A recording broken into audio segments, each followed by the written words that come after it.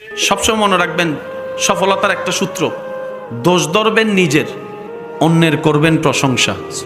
যাকে সামনে খারাপ মনে হবে, খারাপ মনে হওয়ার ঘৃণা আসার আগেই আপনি নিজেকে শোনাবেন, তার চাইতে আমি বেশি খারাপ, তার চাইতে আমি বড় গুনাহগার, তার চাইতে বড় আসামি আমি। দেখবেন ওর প্রতি আপনার খারাপ ধারণা আসবে না, ঘৃণাও আসবে না।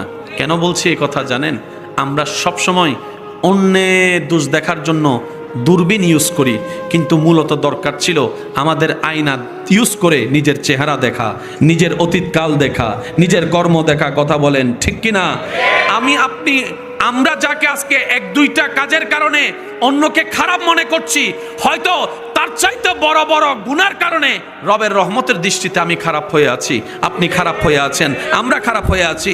সেজন্য জান্নাত আল্লাহর হুকুমের উপর নির্ভর। আল্লাহকে খুশি করতে পারলেই জান্নাত হয়ে যাবে। বলেন না সুবহান।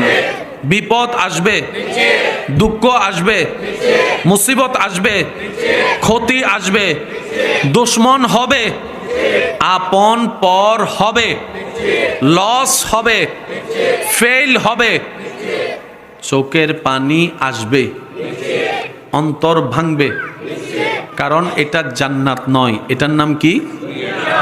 ফরমানকার এবার আল্লাহ পাককে বান্দা বলে, আল্লাহ আমি তো ছোট একটা মানুষ,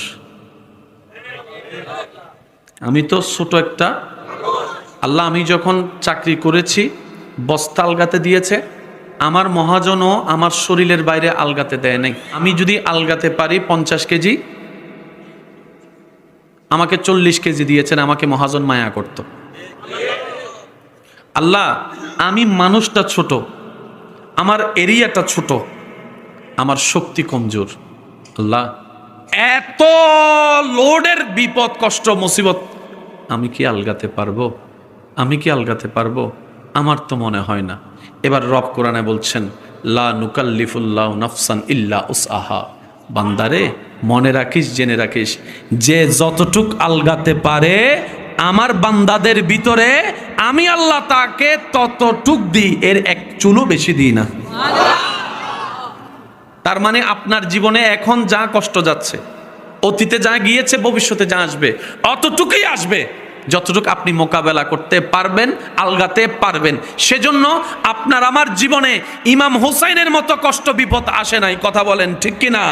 আপনার আমার জীবনে নবী ইউনুসের মতো পরীক্ষা আসে নাই। আপনার আমার জীবনে ইব্রাহিম নবীর মতো পরীক্ষা এখনো আসে নাই।